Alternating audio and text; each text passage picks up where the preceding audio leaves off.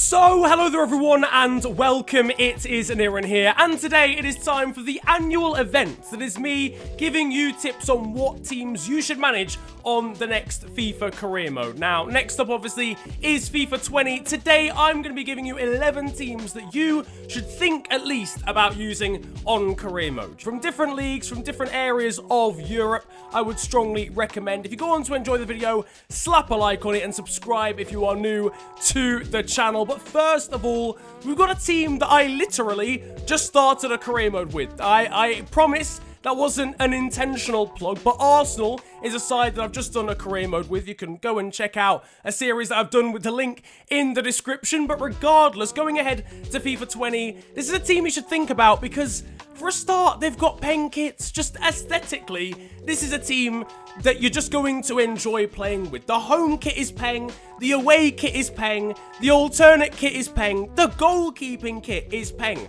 for crying out loud. But on top of aesthetically, they've got a decent amount of money. It's a Premier League top 6 side, so already it's something that just is going to be a nice career mode to do. Not necessarily a massive challenge, but certainly something you'll enjoy. And at the end of the day, it is sort of a return to glory, trying to get them back to those invincible days, trying to do the unthinkable, trying to do the invincible somewhere they've not been anywhere near in recent times. After that, we've got a trip to Germany with Union Berlin, who have literally just been promoted to the Bundesliga for the first time in their history. They're only like the fifth team from what used to be East Germany to ever play in the Bundesliga. At the end of the day, Berlin is the capital of Germany. There should be a big team there, and it's your job to try and make that happen. It'll be a very difficult challenge because their side is not very good. They don't have that much money. German sides generally don't have that much. But if you're looking for a challenge in a different league other to England, Union Berlin is one that I would strongly recommend because I think personally it's quite a romantic story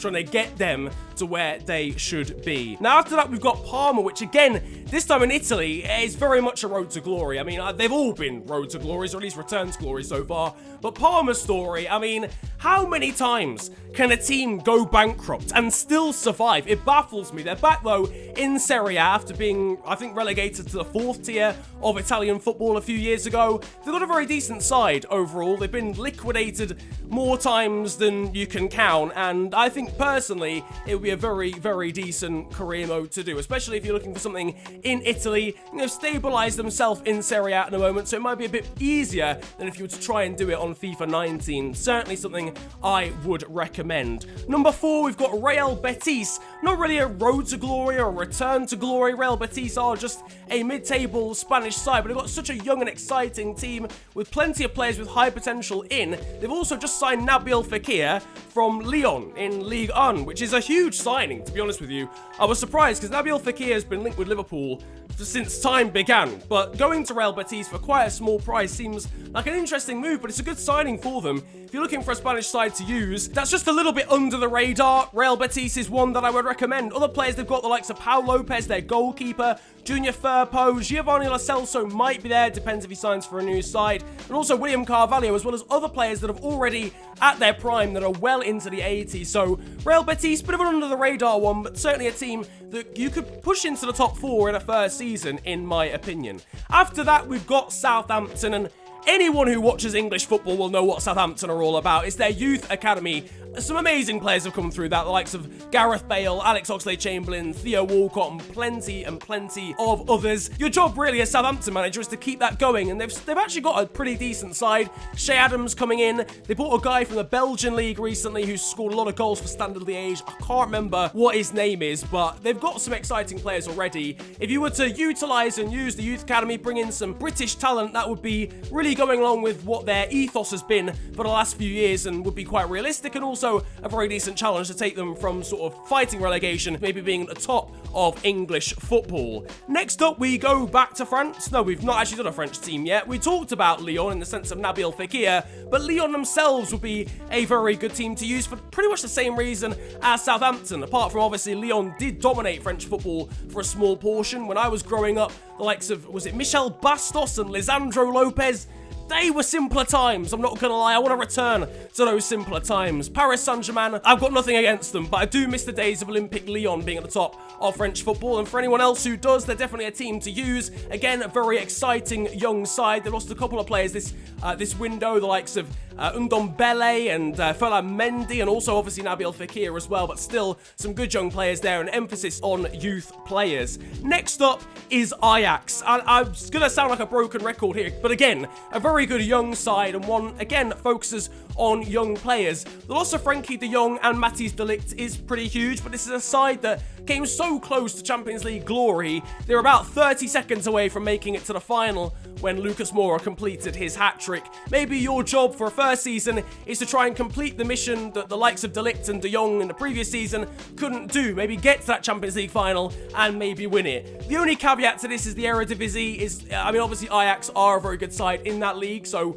winning that league would not be much of a challenge. It's winning the Champions League that's going to be more the objective in a career mode like that. Back to Spain though now, and more specifically the Basque region of Spain. Athletic Bilbao, or Athletic Club, or whatever you want to call them. I always get told off for whatever I call them in a video, so you can call them what you like, but Athletic Bilbao is what I will call them in this video. Is always a great team to use in career mode because it's very unique. They're known, along with Real Sociedad, for using pretty much exclusively players from the Basque region of Spain, and obviously if you want to keep to that rule, that would be such an interesting career mode to do, trying to win La Liga with only Basque region players. Obviously the tricky part of this comes with, you know, maybe you're promoting youth academy players, you don't know who would come under the Basque region, but to cut a long story short, if they've got a complicated Spanish name, they're probably from the Basque region, they're probably eligible for that career mode. There's plenty more information on that online if you want to check that one out for yourselves. After that, Newcastle.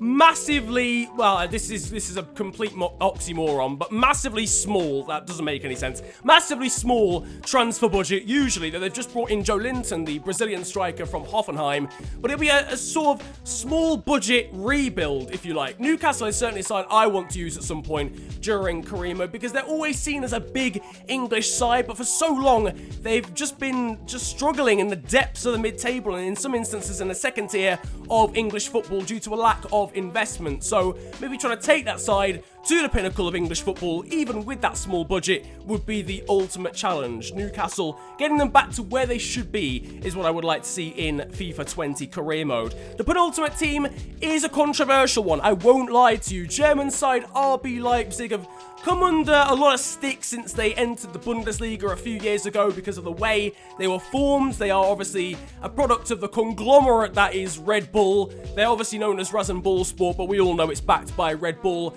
That doesn't run. That can't run in Germany, and hence they're very controversial. But their side is so young and exciting, it would be a shame to completely ignore them as a FIFA 20 career mode prospect just because they're a bit controversial. If you put that aside, if you are the controversial type, they are actually the perfect team to use. So many young players, so many exciting players with high potential, and a really nice ethos in the fact that they always give those young players a chance over maybe some of the more experienced and usual suspects. The final team, though, that I'm going to talk about, it's a bit of a meme, but we don't care.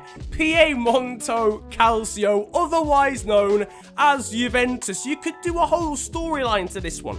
You could say that they're not Juventus anymore because they've been declared bankrupt. They've been relegated to Serie B, and you could do a road to glory with Piemonte Calcio from Serie B. I've probably just given someone in the career mode community an idea if they weren't going to do it already. Sell all the players, start bankrupt, and take Juventus or Piemonte Calcio from the bottom back to the top. Obviously, the massive caveat is you won't have the real kits. Obviously, if you're going to do that storyline, it doesn't really matter what they're called or what their badge is, but the kits is going to be an issue. We'll see what the kits are when the game comes out, but hopefully they're still relatively nice and they're at least a little bit recognizable to what they usually are. But I think personally that would be quite a funny, but also quite imaginative career mode series to do on FIFA 20, making the most out of a bad situation. But that has been the 11 teams I would recommend using on FIFA 20 career mode. If you've enjoyed this video, slap a like on it and subscribe if you are new to the channel. It's the big red button under the video and it massively helps me out. You can also follow me on social media. It's at the official FNG on Twitter and on Insta. But it's been a pleasure ranting at you guys today. Have a great day, enjoy yourselves, and goodbye.